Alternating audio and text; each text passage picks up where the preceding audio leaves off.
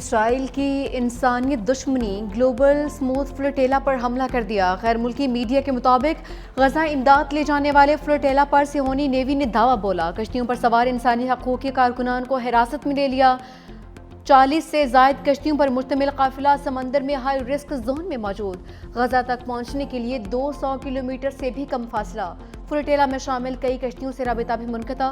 اسرائیلی وزیر خارجہ کی سموتھ فلوٹیلا کو وارننگ، فوری طور پر سفر روکنے کی دھمکی دے دی۔ فلوٹیلا پر پاکستان کے سابق سینیٹر مشتاق احمد بھی سوار۔ مشتاق احمد نے آج رات بحری قافلے پر اسرائیلی حملے کا خدشہ ظاہر کیا تھا۔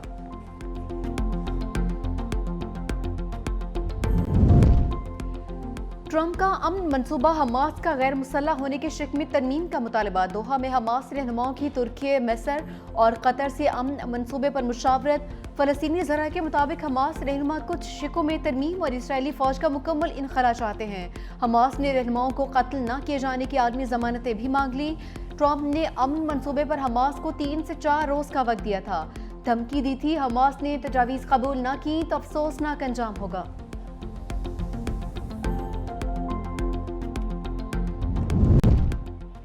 سفاک اسرائیل نے ٹرمپ کے پلان کو چوپٹ کر دیا۔ اسرائیلی ٹینکوں کی غزہ میں پیش قدمی، صہیونی فوج کے فلسطینی مقبوضہ علاقوں پر حملے، غزہ میں النصر اور النصیرات پر بمباری، مزید 65 فلسطینی شہید، شہداء میں 15 امداد کے متلاشی فلسطینی بھی شامل۔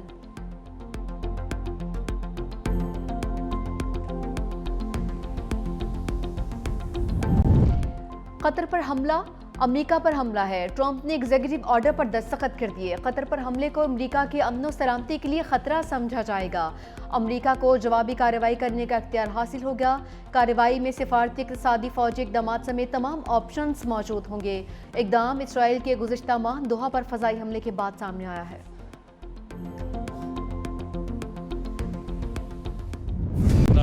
خوشگوار صورتحال جو انسانی جانیں ہیں جن کا ضیاع ہوا، اس پر شدید مجھے افسوس، دکھ ہے، تکلیف ہے۔ اب بھی میں سمجھتا ہوں کہ عوامی ایکشن کمیٹی کے اندر جو ذمہ دار لوگ ہیں، حکومت آپ سے بات کرنے کے لیے بالکل تیار ہے۔ جو آپ کے جائز مطالبات ہیں انہیں پوری فراخ دلی سے باوجلت ممکنہ حل کیا جائے گا۔ تشدد کا راستہ صرف انسانی جانوں کے ضیاع کی طرف جا کے رکے گا۔ وزیر اعظم آزاد کشمیر چودھری انوار الحق کی عوامی ایکشن کمیٹی کو ایک بار پھر مذاکرات کی دعوت۔ کہا کہ پرتشدد واقعات میں 3 پولیس اہلکار شہید، 150 سے زائد زخمی ہوئے ہیں، 8 کی حالت تشویشناک ہے۔ وفاقی وزیر طارق فضل چودھری بولے، عوامی ایکشن کمیٹی کو پرتشدد احتجاج سے کچھ حاصل نہیں ہوگا۔ آئینی ترمیم والے مطالبات پر ڈیڈ لاک آیا۔ 90% مطالبات منظور ہونے کے باوجود احتجاج کی ضرورت نہیں تھی۔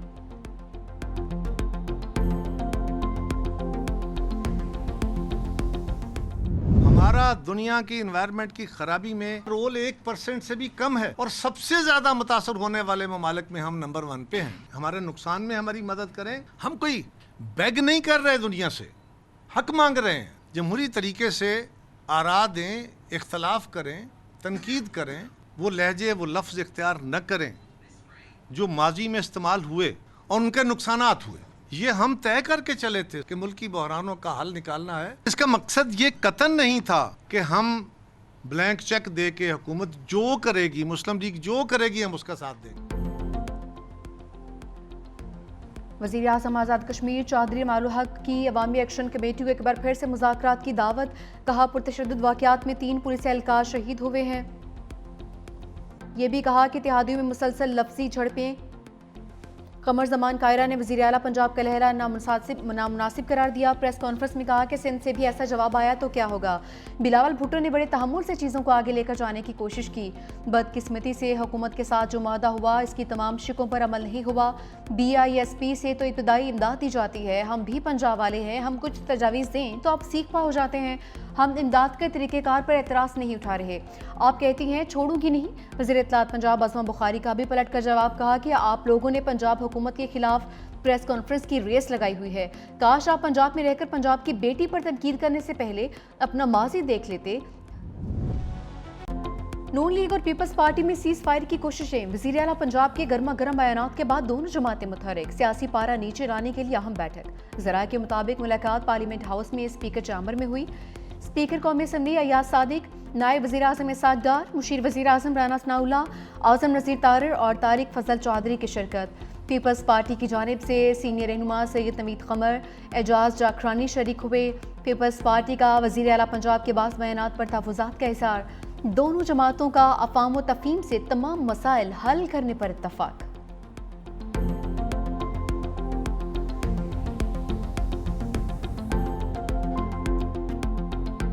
اناؤنسمنٹس کرنا بہت آسان ہے، خالی اعلانات کرنا بہت آسان ہے۔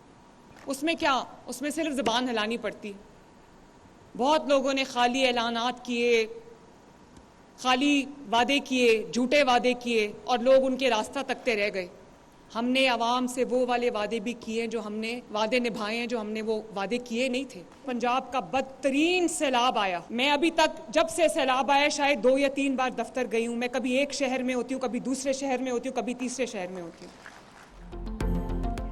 وزیر اعلیٰ پنجاب مریم نواز کے لہجے میں اب بھی سختی۔ مریم نے تقریب سے خطاب کرتے ہوئے کہا کہ بہت سے لوگوں نے صرف اعلانات کیے، جھوٹے وعدے کیے۔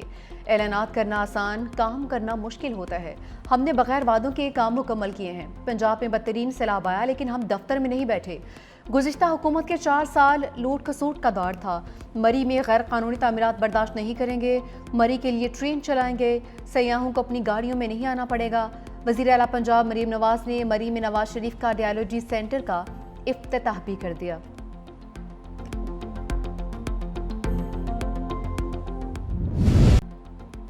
محسن نقوی نے بھارتی میڈیا کا پروپیگنڈا باؤنڈری پار پھینک دیا۔ کہا کہ بھارتی کرکٹ بورڈ سے کبھی معافی مانگی نہ ہی مانگوں گا۔ بھارتی میڈیا جھوٹ بولتا ہے، جھوٹ کا سہارا لیتا ہے۔ یہ من گھڑت بکواس سستے پروپیگنڈے کے سوا کچھ نہیں۔ بدقسمتی سے بھارتی کرکٹ میں سیاست کو گھسیٹ رہا ہے۔ اے سی سی کے صدر کے طور پر اسی دن ٹرافی دینے کے لیے تیار تھا اور اب بھی تیار ہوں۔ ٹرافی لینا چاہتے ہیں تو اے سی سی کے دفتر آئیں۔ بھارتی کپتان ٹرافی وصول کریں، خوش آمدید کہوں گا۔ توشہ خانہ 2 کیس کا چیلنج۔ بانی پی ٹی آئی کے وکیل کے استغاثہ کی 19 گواہوں پر جرا مکمل، 20ویں گواہ پر جرا مکمل ہونا باقی۔ اڈیالہ جیل میں بانی اور گشا بی بی کے خلاف کیس کی سماعت۔ بانی کی 3 بہنیں بھی کمرہ عدالت میں موجود۔ بانی نے قانونی کوارڈینیٹرز تبدیل کی درخواست دائر کر دی۔ کوارڈینیٹر میں بیرسٹر علی ظفر اور حامد خان کو شامل کر دیا۔ وکیل انتظار پنجھوتا اور نیاز اللہ نیازی کو ہٹا دیا۔ توشہ خانہ 2 کیس کی سماعت آج ملتوی ہو چکی۔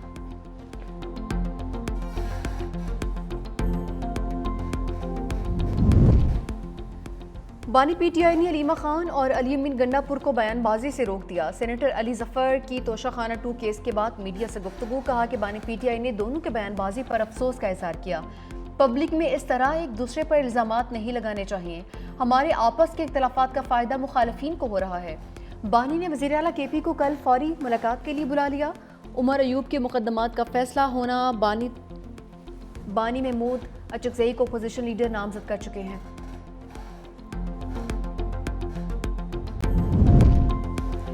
پشاور ہائی کورٹ کا عمر ایوب اور شبلی فراز کو متعلقہ عدالت میں سرنڈر کرنے کا حکم۔ عدالت نے نااہلی سے متعلق درخواستوں پر حکم اطمیناء واپس لے لیا۔ پشاور ہائی کورٹ نے اپنے فیصلے میں کہا کہ درخواست گزار انسداد دہشت گردی عدالت سے سزا یافتہ ہیں۔ عدالت اس صورتحال میں درخواست گزاروں کو ریلیف فراہم نہیں کر سکتی۔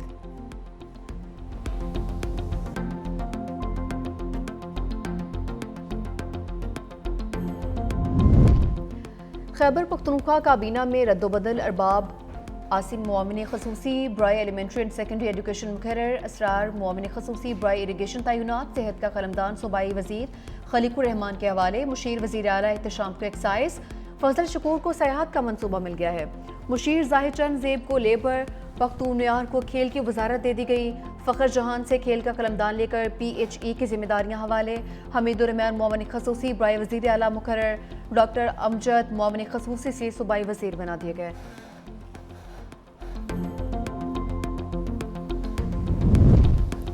نائب وزیر اعظم اسحاق ڈار اور ایرانی وزیر خارجہ سید عباس عراقچی کا ٹیلی فونک رابطہ۔ ترجمان دفتر خارجہ کے مطابق دونوں رہنماؤں میں پاک ایران تعلقات پر تبادلہ خیال، خطے کی صورتحال اور قیام امن کے لیے سفارتی کاوشوں پر غور، دو طرفہ تعلقات کی مزید مضبوطی کا اعادہ۔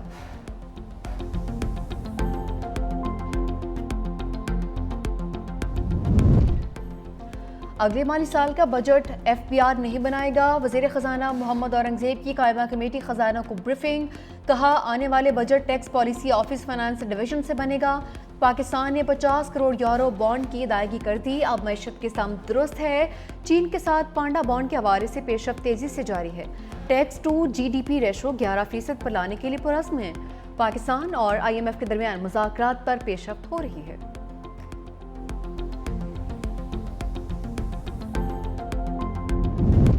سیلاب سے کتنا نقصان ہوا؟ IMF نے رپورٹ مانگ لی۔ جائزہ مشن سے صوبائی حکومتوں کے نمائندوں کی ملاقات۔ سندھ میں 50 ارب، خیبر پختونخوا میں 30 ارب نقصانات کا ابتدائی تخمینہ۔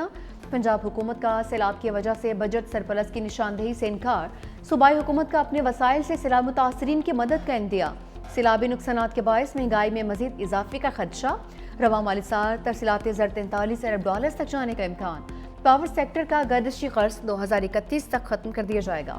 حکومت نے پلان IMF سے شیئر کر دیا۔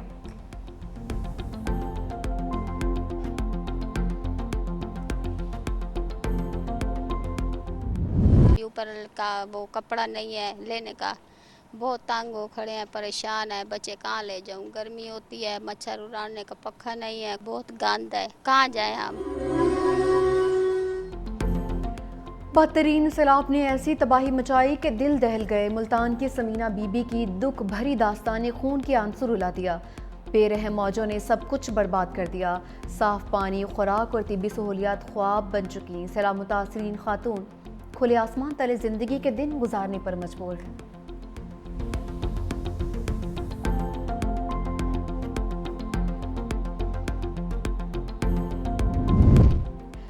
بادلوں کے تازہ دم دستے برسنے کے لیے تیار۔ خیبر پختونخوا میں آج سے 7 اکتوبر تک بارشوں کی پیشگوئی۔ PDMA نے الرٹ جاری کر دیا۔ پشاور، کوہستان، شانگلہ، بٹگرام، مانسہرہ میں بارش کا امکان۔ ایبٹ آباد، ہری پور، بنیر، مالاکنڈ، باجوڑ اور مہمند کے اضلاع میں اربرے کرم برسے گا۔ کوہاٹ، چارسدہ، نوشہرہ، مردان، سوابی، ہنگو، کرک، بنو، لکی مروت میں بادل برسیں گے۔ پہاڑی علاقوں میں لینڈ سلائیڈنگ کے سبب سڑکوں کی بندش کا خدشہ۔ پنجاب میں 5 سے 7 اکتوبر تک طوفانی بارشوں کی پیشگوئی۔ دریاؤں اور ملحقہ ندی نالوں کے بہاؤ میں اضافے کا امکان۔ اسلام آباد ہائی کورٹ میں سماعت کے دوران جعلی ڈگری کا تذکرہ۔ پلاٹ الاٹمنٹ کے جعلی کاغذات سے متعلق کیس کی سماعت کے دوران دلچسپ ریمارکس۔ وکیل درخواست گزار نے کہا کہ پلاٹ خریدا گیا تو بعد میں پتہ چلا دستاویزات جعلی ہیں۔ جسٹس محسن اختر کیانی نے کہا کہ اس ملک میں تو 39 سال بعد قانون کی ڈگری بھی جعلی نکالی جاتی ہے، آپ تو پھر بھی ایک پلاٹ کی دستاویز کی بات کر رہے ہیں۔